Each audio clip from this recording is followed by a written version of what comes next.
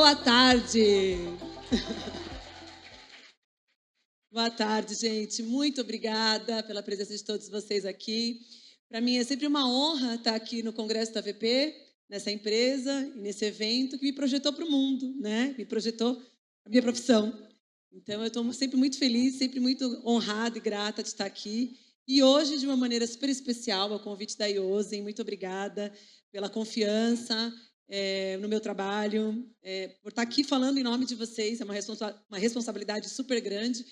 E para mim, a Iosen é sinônimo de responsabilidade na entrega de micronutrientes e compostos bioativos. Para mim, é uma empresa que, de fato, se compromete com essa questão na entrega dos micronutrientes. Então, eu vou mostrar um pouquinho para vocês aqui hoje esse olhar da suplementação para mulheres que treinam, lógico, né? Para mulheres que se exercitam da adolescência até a menopausa. E está na moda falar de menopausa, né? As pessoas estão aí o tempo inteiro buscando fórmulas mágicas para falar sobre nutrição na menopausa. E eu vou mostrar um pouquinho aqui para vocês como que isso acontece ao longo da vida da mulher, como essas alterações hormonais acontecem até chegar à menopausa e o quanto, de fato, os nutrientes, a nutrição, e aqui especificamente a suplementação de micronutrientes, é importante para a saúde dessa mulher. Bom, a primeira coisa que eu queria trazer aqui para vocês é que algumas alterações fisiológicas que vão acontecer, não só fisiológicas, mas sociais, que vão acontecendo com essa mulher ao longo da vida. Então, quando criança, né, é um turbilhão de crescimento físico e neurológico, a gente aprende a controlar as emoções, se descobre, começa a se conectar socialmente com o mundo. E o esporte, nessa fase da vida, é visto como brincadeira, diversão e socialização.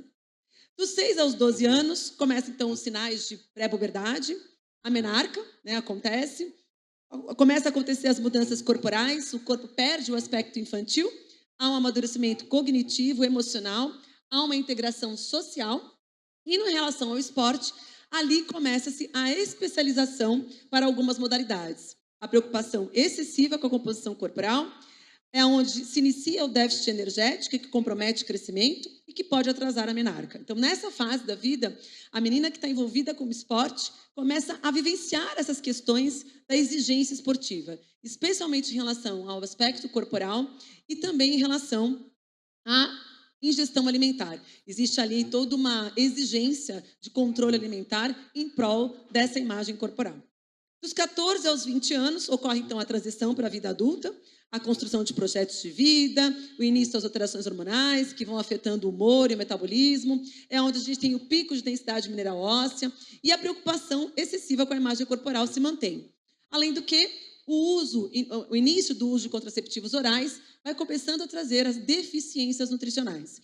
Não sei se vocês sabem, mas existe uma recomendação da Organização Mundial de Saúde de que mulheres que fazem uso de contraceptivos orais necessitam prioritariamente e obrigatoriamente da suplementação de alguns micronutrientes. Então, ali se começa, então, de fato, essas deficiências nutricionais que podem ir comprometendo a vida dela ao longo de toda a vida.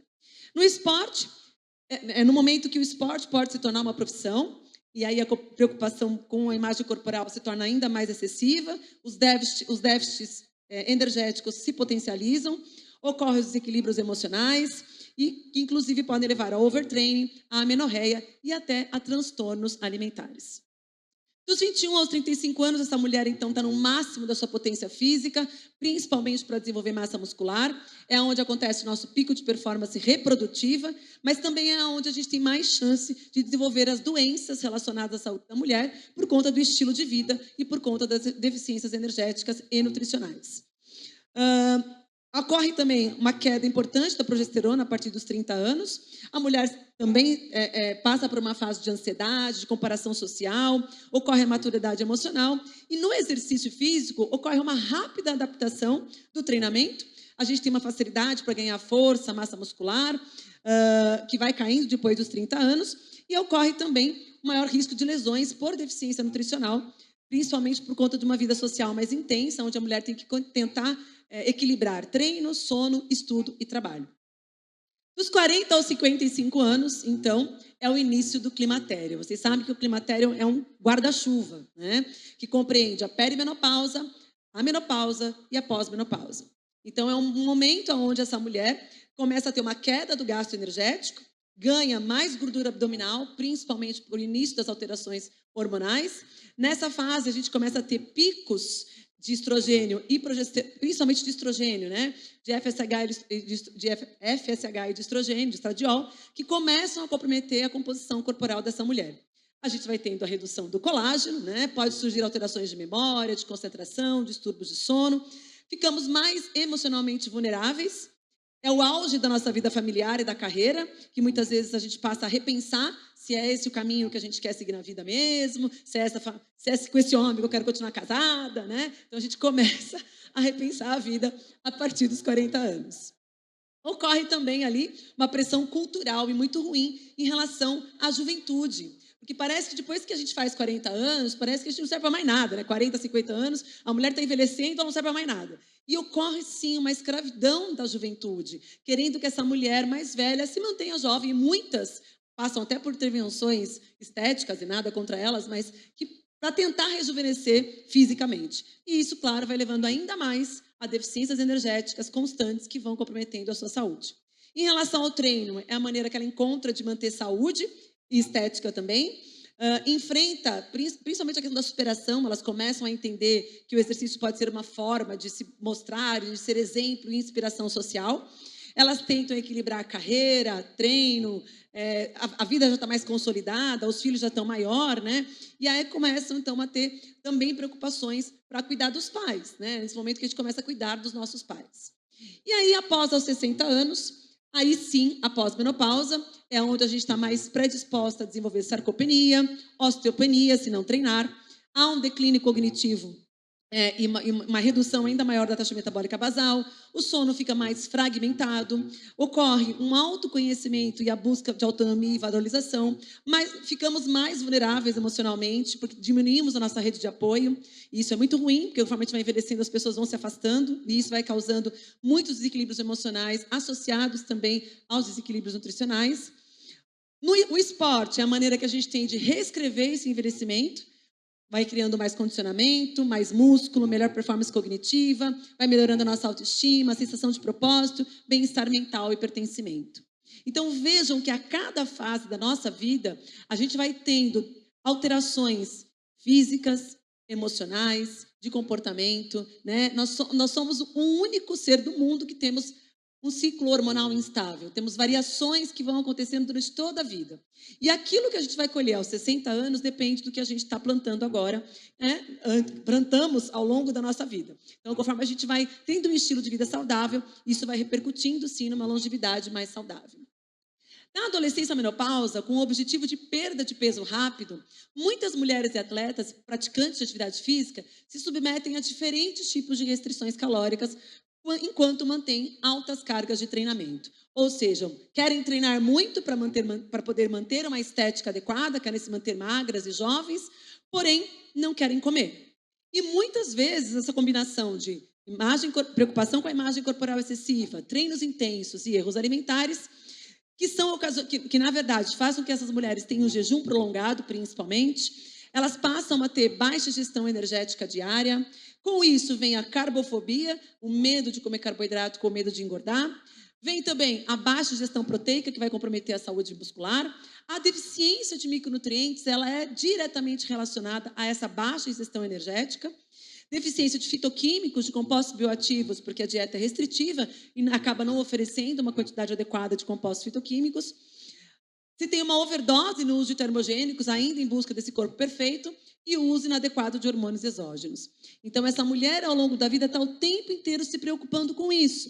Mesmo aquelas atletas, mesmo atletas de alta performance, gente, é muito comum a gente ver essa preocupação excessiva com a imagem corporal. Sempre achando que existe um padrão social adequado, né? Quando, na verdade, não dá para a gente se colocar numa única caixinha. Cada um tem o seu corpo físico que Deus deu, e é desse corpo físico, dessa que a gente tem, que a gente precisa extrair o máximo da nossa potência física e mental. E aí, então, por conta disso, o Comitê Olímpico Internacional se preocupou e se preocupa muito com essas questões em relação à alta performance. E a gente tem aí um documento, esse aqui é uma última revisão do documento do consenso das REDs, né, da deficiência energética relativa ao esporte, que foi publicado em 2023, mostrando a preocupação que se tem com atletas de alta performance em relação à baixa gestão calórica e o aparecimento de inúmeros desequilíbrios funcionais associados à saúde. Então, as classificações se dão através da disponibilidade energética, que provavelmente você já deve ter ouvido falar desse cálculo, né, que é a diferença entre a ingestão energética diária e o gasto energético. A gente divide pela massa livre de gordura e a gente encontra a disponibilidade energética. Existe ali uma relação onde o ideal seria acima de 40 quilocalorias por massa livre de gordura, o que é muito difícil para mulheres, principalmente aquelas que têm mais dificuldade de consumir grandes quantidades calóricas. A gente tem também nesse documento a definição de baixa disponibilidade energética, ou LEIA, né, que é um pouquinho diferente, porque a baixa disponibilidade energética está associada nesse descompasso entre a ingestão de energia alimentar e a energia gasta de exercício, que deixa as necessidades energéticas totais do corpo não atendidas. Ou seja, há energia inadequada para sustentar as funções exigidas pelo corpo para manter saúde e desempenho ideal. Só que a gente pode ter uma baixa disponibilidade energética que é adaptável, que é quando a gente precisa colocar um paciente para algum tipo de restrição, por exemplo, para o emagrecimento. Então, essa baixa gestão energética adaptável, ela é ok, porque ela não pode ser prolongada. O problema é quando ela se torna uma problemática. E aí essa mulher está o tempo inteiro com baixa disponibilidade energética, o que vai gerar, então, os desequilíbrios de saúde. Então, momentaneamente, a gente não teria problema. O problema é quando isso se torna crônico. E a deficiência energética relativa ao esporte, que é essa síndrome, né, de comprometimento do funcionamento fisiológico e psicológico vivenciada por atletas do sexo feminino e também masculino, causado, então, pela exposição prolongada à baixa disponibilidade energética, ou seja, a baixa disponibilidade energética problemática, que vai gerar inúmeros desequilíbrios de saúde, né? Então, a gente vê, por exemplo, nesse estudo, mostrando que a baixa disponibilidade energética em mulheres que treinam geram 10 dias, hein, gente? Olha, 10 dias de baixa disponibilidade energética prejudica a síntese diária integrada de proteínas musculares e sarcoplasmáticas em condições laboratoriais controladas em mulheres treinadas. Ou seja, se eu fico 10 dias com uma baixa ingestão energética em relação ao meu gasto energético, eu tenho menos chance de fazer síntese proteica. Minha síntese proteica muscular fica comprometida. Além disso, essas deficiências foram acompanhadas com redução da massa magra, de um balanço nitrogenado alterado, índice de andrógenos livres, concentração de hormônios tiroidianos alterados, taxa de metabólica de repouso alterada e aumento da relação cortisol-insulina. E os resultados sugerem, então, que a baixa disponibilidade energética pode ter consequências negativas para adaptações do músculo esquelético e destacam a importância de garantir a disponibilidade energética adequada em mulheres. Então, vejam que o primeiro passo, enquanto nutricionista, que eu preciso fazer para essa mulher ao longo de toda a vida dela, porque eu mostrei para vocês lá a jornada dessa mulher, né, a linha do tempo dessa mulher, em todos os momentos, a preocupação com a ingestão energética é algo que é meio que carimbada na nossa vida. É como se a gente tivesse que sempre estar em baixa gestão energética. E aí, na saúde, a gente vê inúmeros comprometimentos em relação a essa baixa disponibilidade energética de forma crônica associada à prática esportiva. Então, a gente vê ali alterações da função cardiovascular, alterações de crescimento, alterações imunológicas, hormonais, gastrointestinais, ósseas, musculares. Então, começa a acontecer inúmeros desequilíbrios funcionais. E há também inúmeros prejuízos em relação à performance esportiva. Eu tenho uma queda da performance de endurance, eu tenho uma queda da potência, uma queda da capacidade de gerar força, de produzir força, de aumentar a massa muscular, de recuperação. Então, vários desequilíbrios funcionais acarretam os desequilíbrios de performance esportiva. Então, essa mulher que treina está buscando performar, está buscando ficar magra, comendo pouco e treinando muito. Essa é a máxima, né, que a gente pode ter em relação principalmente a queda de saúde dessa mulher. Tá? Então, alguns pontos importantes que, enquanto nutricionista, a gente precisa prestar atenção. Se essa mulher está o tempo inteiro buscando restrição energética, se ela está constantemente querendo ficar magra, se ela tem um IMC menor que 17 e uma perda de peso corporal maior que 5% por ano, se ela tem 9 menstruações nos últimos 12 meses, o que pode trazer alguns quadros de amenorreia, 2 ou mais fraturas por estresse durante a carreira, no esporte, avaliar a densidade mineral óssea, rendimento inconstante durante os treinos. Tem dia que eu treino bem, tem dia que eu não treino bem, tem dia que eu estou super disposta e tem dia que não dá para treinar, né? Essas oscilações em relação ao rendimento físico.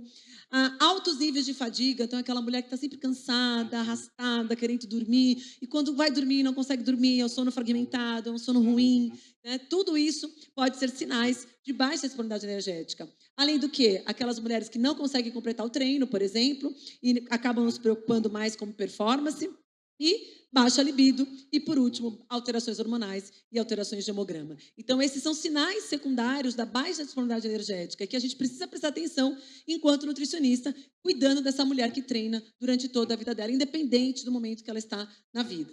Tá? Esse é um estudo bem interessante que mostra, né, na verdade, a Catherine Ackerman é uma das líderes, né, nos Estados Unidos em relação a essa busca do olhar para a mulher atleta. E o cuidado que a gente tem, ela é médica, né? E os cuidados que a gente tem que ter em relação a isso. Então, ela traz esse estudo que é a hora de uma mudança importante no paradigma do esporte feminino, aliado à educação em todos os níveis, para melhorar a longo prazo a saúde e o desempenho atlético em mulheres, aumentando a conscientização dos efeitos negativos da baixa digestão alimentar e melhorando e desenvolvendo práticas e protocolos que vão melhorando o monitoramento dessa composição corporal. Além, claro, de eliminar ambientes tóxicos que focam no corpo perfeito e na vergonha do formato do seu corpo, porque muitas mulheres têm vergonha do formato do próprio corpo e acabam, então, se submetendo a práticas alimentares e começam a ter um estilo de vida que só vai trazer prejuízos para ela naquele momento que ela mais vai precisar de saúde, que é nessa transição para a menopausa e pós-menopausa. Então, é muito importante que a gente pense em tudo isso quando a gente pense em exercício. Aqui também, nesse estudo, ela coloca ali como deveria ser o foco em relação à composição corporal nessas atletas que treinam, buscando o foco principalmente aqui, onde o monitoramento da composição corporal seria mais indicado somente em atletas de elite. A composição corporal ela é totalmente dispensável para a performance esportiva. E eu digo isso porque, se não fosse assim, a Serena Williams nunca seria a maior tenista do mundo, porque ela não tem um biotipo de tenista. Então, a composição corporal não é determinante para a performance esportiva. E se a gente olhar, por exemplo, as atletas olímpicas, nenhuma tem um corpo malhado, trincado, fortuna, né? Todas elas buscam performance independente da composição corporal. Então, alimento é energia é importante para a performance. Não tente incluir o seu atleta, seu paciente, sua esportista numa caixinha de corpo ideal, porque o que manda quando falamos em rendimento esportivo é a performance e não o corpo, né?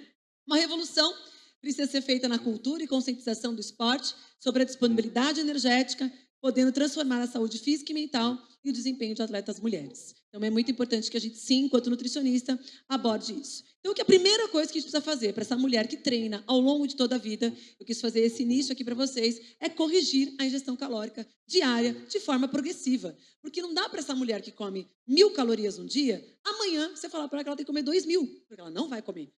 Então, a gente precisa fazer esse aumento progressivo ao longo da vida dela, mostrando para ela que a ingestão de carboidrato pré-treino, intratreino, pós-treino é importante, que corrigir as deficiências de micronutrientes, de fitoquímicos é importante, que vai ajudar no processo de recuperação. Então, fazer essa ingestão alimentar calórica sempre focada na qualidade da dieta dela, para que ela comece a entender depois que a quantidade também faz diferença. Então, pensar nessas atletas em formação, nas atletas de alta performance, né, profissional, nas atletas de alta performance amadoras, nas esportistas e pensar também na esportista ou atleta master. Então, para cada uma dessas mulheres, a abordagem em relação à ingestão alimentar ela é diferenciada, porque aquilo que eu coloco em termos de ingestão calórica para uma mulher amadora atleta amadora é totalmente diferente de uma atleta master ou de uma atleta em formação.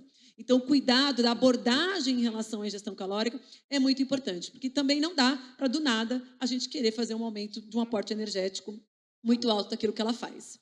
No entanto, a gente sabe que a baixa ingestão energética pode levar à deficiência não somente de macronutrientes, mas também de vitamina D, cálcio, magnésio, zinco e ferro em diversas modalidades esportivas praticadas por mulheres. E esse estudo mostra que, especialmente em mulheres que fazem futebol, esportes de endurance, corrida, ginástica, balé, natação, escalada e marcha atlética, essas mulheres submetidas, então, a baixa ingestão calórica tinham deficiências nutricionais muito graves que impactavam, então, na sua saúde. E, além disso, foi observada também que essa baixa disponibilidade energética levava a baixa densidade óssea e disfunções menstruais. Então, sim, a baixa ingestão calórica traz muito prejuízo ali em outras questões nutricionais que envolvem a vida dessa mulher. E uma das primeiras coisas que eu quero falar aqui para vocês, eu vou falar en passant, porque o Murilo vai falar de ferro, né? É que a baixa ingestão energética, olha aqui em cima, onde está o mouse? Aqui. A baixa ingestão energética pode levar a um impacto importante no aumento no fígado de uma substância, de um hormônio chamado epsidina. A epsidina é um hormônio pró-inflamatório que retém o ferro no fígado e faz com que os níveis de ferro sérico caem e esse ferro, para se incorporar na hemoglobina, também seja reduzido. Então, a gente tem uma deficiência de ferro causada por uma baixa disponibilidade energética. Então, eu preciso corrigir a disponibilidade energética, eu preciso corrigir a deficiência de ferro, porque senão eu vou ter o quê? Várias alterações associadas com REDS, com a deficiência energética. Alterações imunológicas, que são dependentes de ferro, alterações menstruais, alterações metabólicas, endócrinas de crescimento. E o ferro está intimamente relacionado à performance esportiva. Então, se eu não corrijo essa ingestão alimentar e não faço essa suplementação de ferro de forma adequada, eu não só vou impactar na performance dessa mulher, mas também na sua saúde. E por que eu estou dizendo isso? Porque lembra que eu falei para vocês que o primeiro passo é corrigir a ingestão alimentar.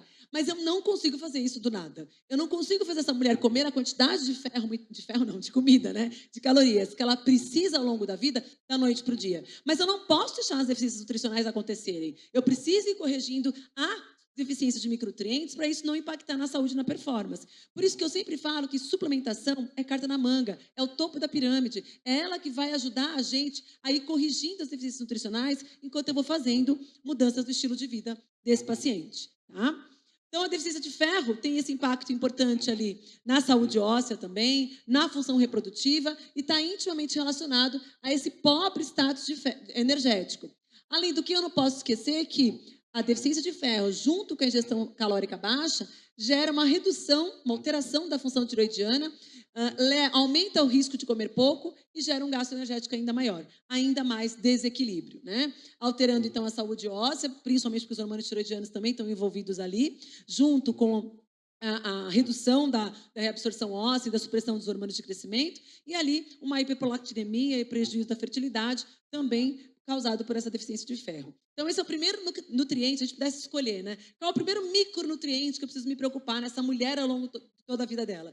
Sem sombra de dúvida, o ferro. Porque ele não tem impacto só na saúde, ele tem também um impacto muito importante para a performance esportiva. E está diretamente relacionada, a sua deficiência está diretamente relacionada com a baixa ingestão calórica, o que é muito comum dentro do contexto da vida da mulher.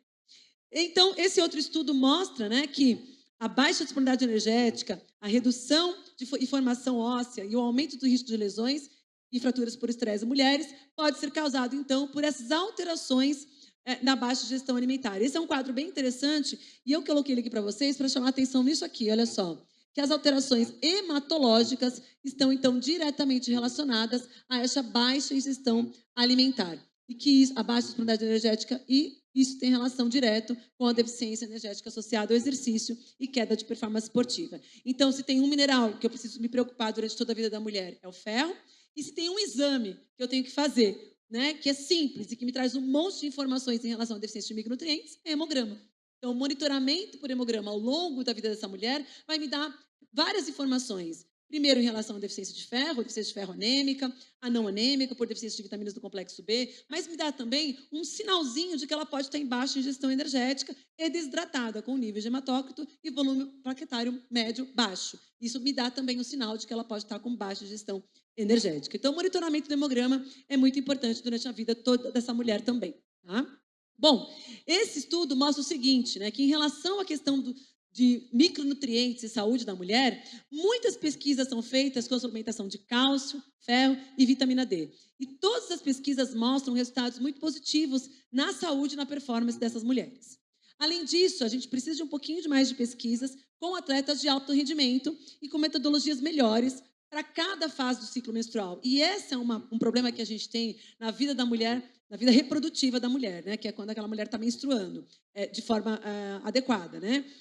Que é entender o que acontece na primeira fase do ciclo menstrual e na segunda fase do ciclo menstrual. O que acontece em relação às necessidades de nutrientes. A gente não tem isso muito fechado ainda na literatura científica, porque é muito difícil de fazer pesquisa científica colocando essas mulheres numa caixinha. Porque se a gente fizer uma pesquisa aqui, de todas as mulheres que estão presentes, cada uma de nós temos um ciclo menstrual diferente.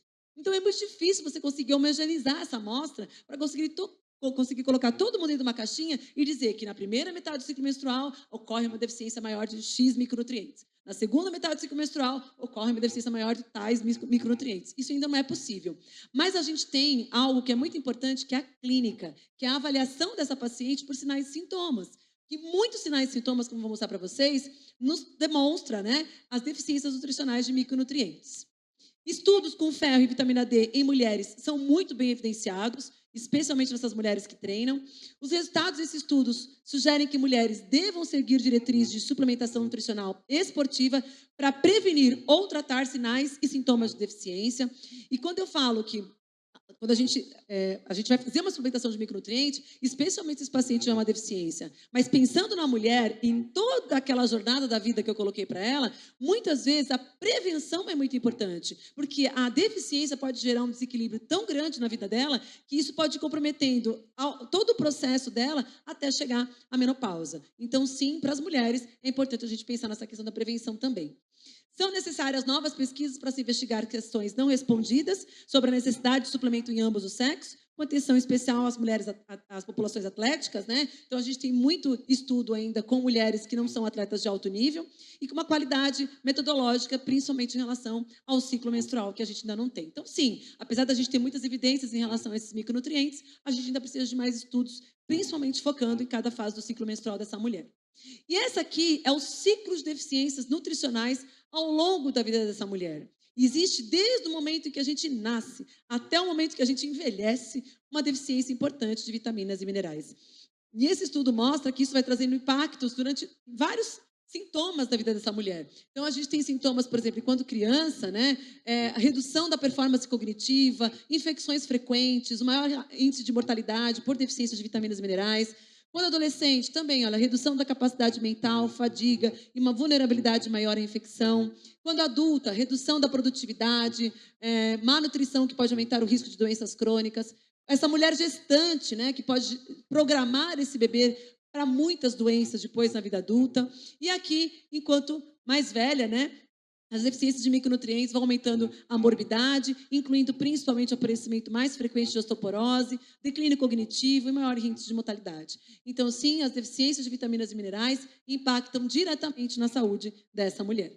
E esse estudo é um estudo novo, bem interessante, gente. É que ficou ruim aqui embaixo para mim a referência, eu esqueci de colocar, mas enfim. Esse estudo de 2023 mostrando que atender às necessidades diárias de micronutrientes é essencial para atletas. E embora uma dieta balanceada que inclua fontes saudáveis de proteína magra, grãos integrais, frutas e vegetais seja geralmente suficiente, atletas que não conseguem atender às suas necessidades de micronutrientes devido a má absorção ou deficiências específicas podem se beneficiar do uso de suplementos de vitaminas e minerais. No entanto, os efeitos da suplementação só trarão benefício à performance em situações de deficiência nutricional. Então, sim, na saúde a gente consegue trazer muitos benefícios, mas a gente não tem essa relação direta ainda que suplementar a mais micronutrientes poderia melhorar a performance esportiva. Mas a gente sabe que a deficiência de micronutrientes prejudica a performance esportiva. E aqui eu trouxe para vocês, olha só, vários pontos desse quadro, onde a gente tem as vitaminas e os minerais associados com lesões, saúde mental, saúde imunológica, metabolismo, produção de enzimas e hormônios, crescimento, saúde geral. Então, aonde todos esses micronutrientes estão atuando aí na vida dessa pessoa que treina, desse indivíduo que treina. E aí eu queria só resgatar com vocês, né, porque a gente, quando trouxe a nutrição funcional e começou a falar de nutrição funcional no Brasil, a gente trabalha com a teia de interconexões metabólicas. E a teia nos dá condições de analisar sinais e sintomas e correlacionar com as deficiências nutricionais. Então, quando eu olho a teia aqui, não lembra para vocês lá o mesmo quadrinho da REDS? Né? Porque todas as alterações que a gente tem lá na REDS estão associadas a essas funções orgânicas que a gente tem na teia de interconexões metabólicas. Então, a gente tem ali, olha, alterações digestivas, imunológicas, de energia, de biotransformação, transporte, produção hormonal e a integridade estrutural. Então, vejam que a gente tem várias alterações de saúde aqui nessa teia que estão, na verdade, podem estar na teia, né, por deficiência de micronutrientes, que estão associadas ali à REDS também. Aqui eu trouxe para vocês o questionário de rastreamento metabólico, que vocês podem ver lá no IBNF. O questionário traz para a gente formas a gente avaliar sinais e sintomas. E isso é tão importante, gente, que esse estudo da Burke, que é a nossa rockstar da nutrição esportiva, ela mostra que diversos sinais e sintomas estão associados às deficiências de micronutrientes em mulheres atletas. Então, tira print, porque não vai ter tempo de falar, porque o meu tempo já acabou, né?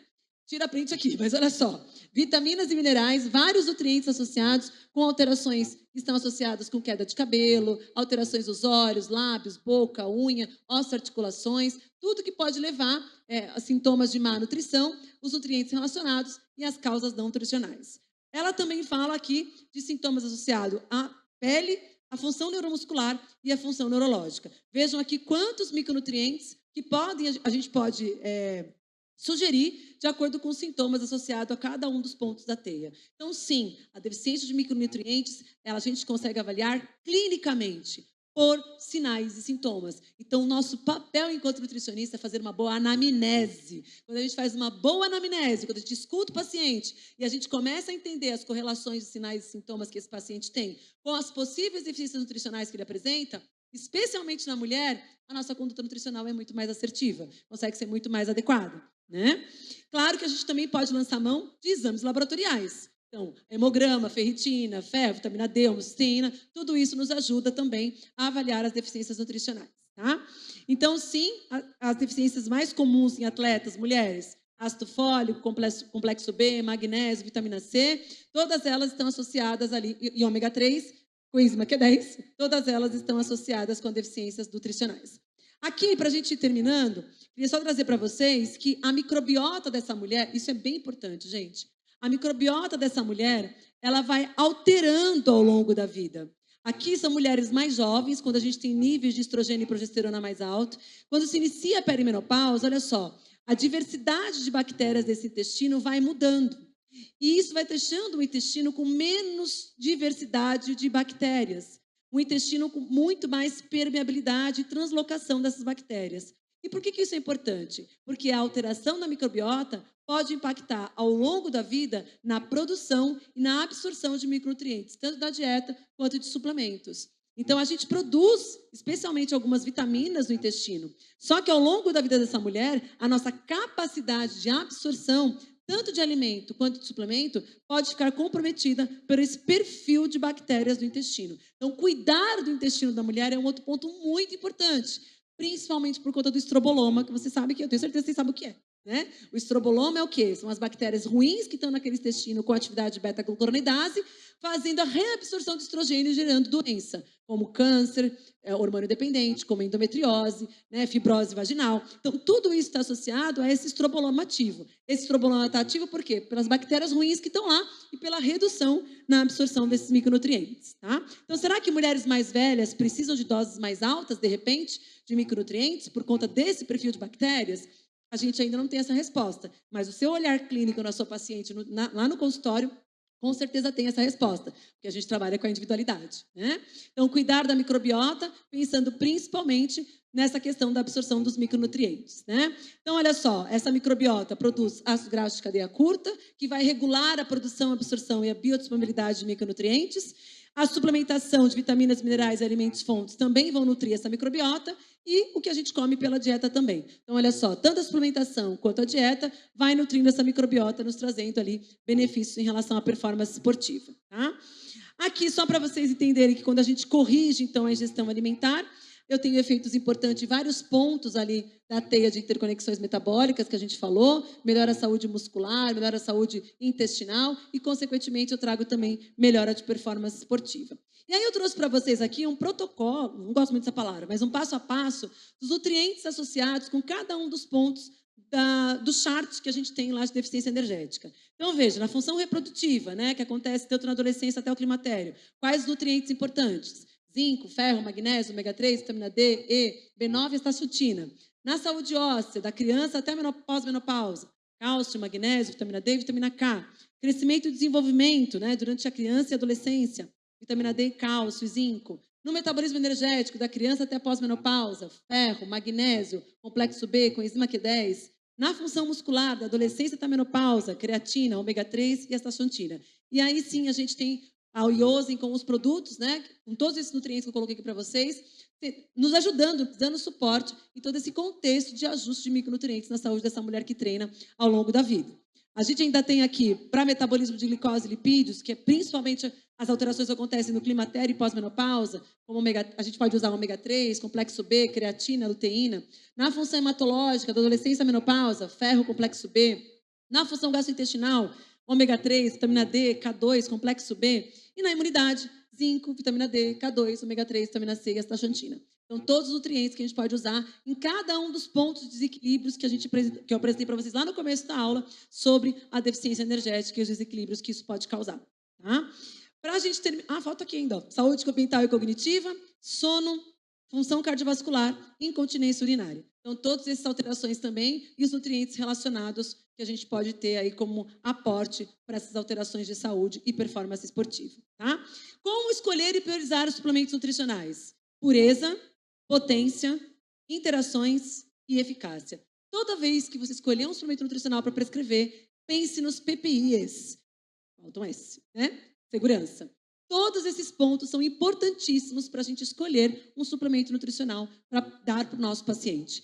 E pensar qual dose que eu vou dar, qual é a forma química que eu vou dar, qual é o tempo de uso que eu vou fazer, qual é a condição metabólica desse paciente, qual é a tolerância e a intolerância específica que ele pode desenvolver. Então, esses pontos são muito importantes da gente pensar quando a gente vai prescrever um suplemento nutricional. E é nesse sentido que eu digo que a Iosen, de fato, tem uma preocupação muito interessante, né? E é muito importante. E é interessante para a gente, enquanto nutricionista. A tecnologia Hidrosolve, eu sempre falei isso para eles desde o começo, né? É muito inovadora, porque traz essa liberação de nutrientes baseado na emulsão de lipídios, desses compostos bioativos. A gente sabe que ferro é muito pouco biodisponível, coenzima Q10 é muito pouco biodisponível. Então, a gente tem vários nutrientes que, mesmo a gente dando a suplementação via oral, a gente não garante que esse nutriente chegue até o órgão específico que a gente precisa para corrigir a deficiência nutricional.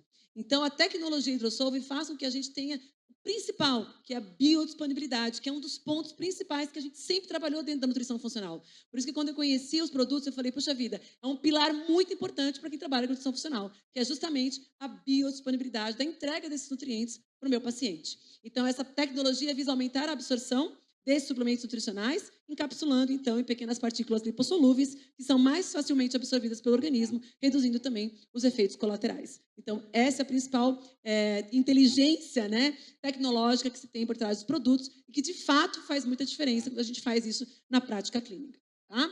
Eu vou deixar para vocês aí também a pirâmide, né, de preocupação que a gente tem que ter para essas mulheres que treinam durante toda a vida. Então, a primeira coisa, corrigir a deficiência energética, depois corrigir a deficiência de macro e micronutrientes e suplementar, se necessário, trabalhar com os nutrientes no time, pré, antes, durante o exercício, trabalhar com entender a intensidade e a duração desse exercício, o tipo de exercício que essa mulher faz, como estão os hormônios endógenos, como que está esse desequilíbrio ao longo de toda a vida dela, se é necessário fazer reposição hormonal, e sim, hoje a gente tem segurança muito grande para a reposição hormonal, inclusive como prevenção dos sintomas de menopausa, já iniciando no começo do climatério, outros efeitos em relação à idade e sempre individualizar, sempre pensar, e isso é muito legal em relação aos produtos da Iosen, né? Na gotinha, a gente consegue individualizar a dose que a gente precisa dar para esse paciente também, tá bem?